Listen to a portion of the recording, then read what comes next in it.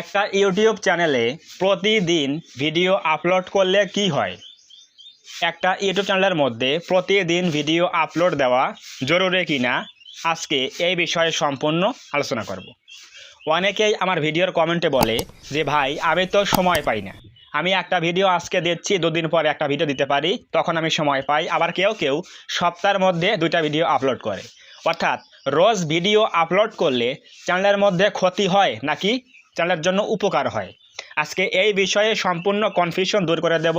যারা ইউটিউবার রয়েছেন অবশ্যই আজকের এই ভিডিওটা মনোযোগ সহকারে প্রথম থেকে শেষ পর্যন্ত অবশ্যই দেখলে আপনার এই বিষয়ে কনফিউশন দূর হয়ে যাবে। তো আমরা এখন যাচ্ছি মূল আলোচনা। দেখুন, ইউটিউবে কিন্তু 10 থেকে 15টা ক্যাটাগরি রয়েছে। তো এই ক্যাটাগরির মধ্যে অনেকগুলো ক্যাটাগরি আছে যেগুলোতে কিন্তু ভিডিও শ্যুট করা, ভিডিও এডিটিং করা, স্ক্রিপ্ট রাইটিং করা এগুলো করতে অনেক সময় লাগে। কিন্তু আবার এর বাইরে কিছু কিছু ক্যাটাগরি আছে যেগুলো কিন্তু একদিনের মধ্যেই 4 থেকে 5 ঘন্টার মধ্যেই সব কিছু তৈরি করা যায় এবং সব কিছু কিন্তু অ্যারেঞ্জ করে ভিডিও কিন্তু আপলোড করা যায়।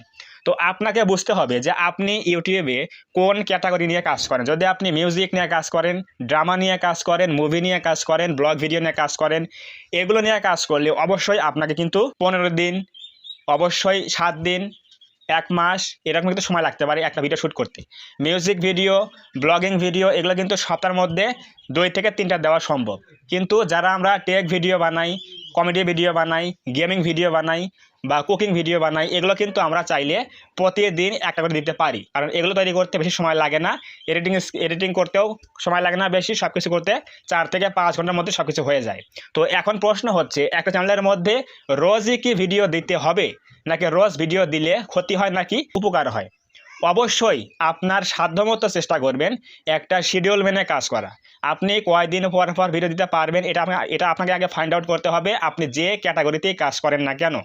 আপনি যদি আমার মতো টেক নিয়ে কাজ করেন তাহলে অবশ্যই আপনাকে ফিক্সড করতে হবে আপনি কয়দিন পর পর ভিডিও দিতে পারবেন। যদি আপনি খুব বিজি লোক হয়ে থাকেন, যেমন স্টুডেন্ট লাইফে রয়েছেন বা জব করেন, তাহলে অবশ্যই 1 দিন পর পর কি 2 দিন পর পর অথবা পারলে রেগুলার একটা করে ভিডিও আপলোড দিবেন। অর্থাৎ যত বেশি আপনি ভিডিও আপলোড করবেন তত কিন্তু আপনার সাকসেস পাওয়ার সম্ভাবনা তত বেশি। তো আপনি যে ক্যাটাগরিতে থাকেন না কেন অবশ্যই আপনাকে একই শিডিউল মেনটেন করে একই টাইমে আপনাকে ভিডিও ছাড়তে হবে। তো অবশ্যই আমি বলবো রেগুলার ভিডিও আপলোড করলে কি হয়, চ্যানেলের মধ্যে একটা ধারাবাহিকতা বজায় থাকে এবং অ্যালগরিদম কিন্তু ভালোভাবে কাজ করে এবং নিয়মিত ভিউজ আসে, নিয়মিত ইমপ্রেশন ঠিক থাকে, ইমপ্রেশন রিচ কখনো ডাউন হয় না। এটা হচ্ছে নিয়মিত ভিডিও আপলোড করার সুবিধা।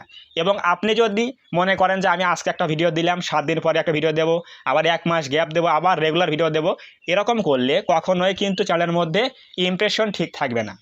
আপনি যখনই ভিডিও আপলোড করা বন্ধ করে দেবেন তখনই কিন্তু ইমপ্রেশন ডাউন হয়ে যাবে, রিচ ডাউন হয়ে যাবে। পরবর্তী আপনি 15 দিন পরে আবার একটা ভিডিও ছাড়বেন, দেখবেন ওই ভিডিওতে আর ইউটিউব অ্যালগরিদম ভালো রেসপন্স করছে না, ইমপ্রেশন দিচ্ছে না। তো এই জন্য চ্যানেলের মধ্যে সেটা যে ক্যাটাগরি চ্যানেলে হোক না কেন আপনাকে এটাও খেয়াল রাখতে হবে যে আপনি যে ক্যাটাগরিতে কাজ করেন না কেন আপনার একটা ভিডিও শ্যুট করতে কত দিন সময় লাগে, কত ঘন্টা সময় লাগে, এগুলো আপনাকে ফাইন্ড আউট করে সেই অনুযায়ী আপনাকে একটা শিডিউল তৈরি করতে হবে এবং সেই শিডিউল অনুযায়ী একই টাইমে আপনাকে ভিডিও রেগুলার আপলোড করতে হবে। কখনোই লং টাইম গ্যাপ দেওয়া যাবে না, তাহলে অবশ্যই আপনার চ্যানেলের মধ্যে ইমপ্রেশন ঠিক থাকবে এবং চ্যানেলের মধ্যে কিন্তু রিচটা ইনক্রিজ হবে।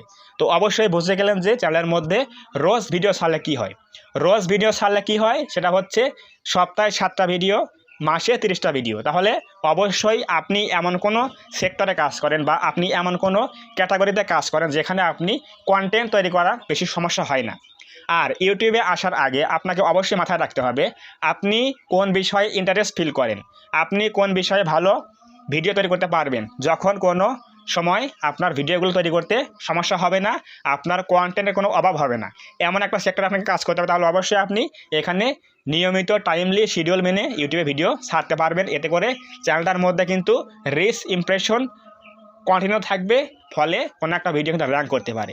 অবশ্যই আপনার সাধ্যমতো ট্রাই করবেন, যত বেশি ভিডিও আপলোড করতে পারবেন তত আপনার জন্য প্লাস পয়েন্ট।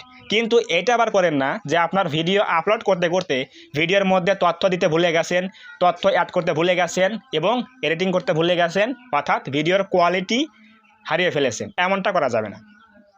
একটা ভিডিওতে বিনোদন রাখতে হবে, আপনি সেই নিয়ে কাজ করলে অথবা আপনি টেক নিয়ে কাজ করলে আপনার ভিডিওতে কিছু শিক্ষণীয় বিষয় থাকতে হবে, তাহলে অবশ্যই অডিয়েন্স সেগুলো দেখবে।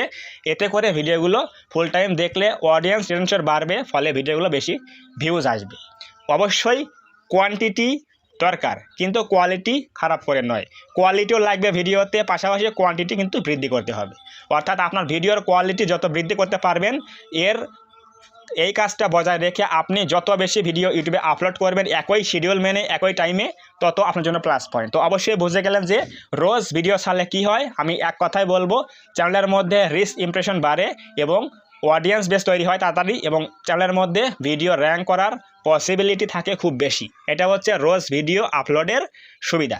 তো যদি আজকের এই ভিডিও থেকে কিছু বুঝতে পারেন, কিছু জানতে পারেন, এবং আপনি কয়দিন পর পর ভিডিও আপলোড দেন, অবশ্যই কমেন্টে বলবেন। এবং আপনি যদি এই চ্যানেলের মধ্যে প্রথমবার আসেন, তাহলে অবশ্যই এই চ্যানেলটা সাবস্ক্রাইব করে দিয়ে পাশে আসা বেল আইকনটি অল প্রেস করে দিয়ে আমাদের এই ছোট্ট পরিবারের সদস্য হয়ে যাবেন, যাতে নেক্সট টাইমে আমি কোনো এরকম হেল্পফুল এবং ইনফরমেটিভ ভিডিও আপলোড করলে আপনারা সহজেই পেতে পারেন।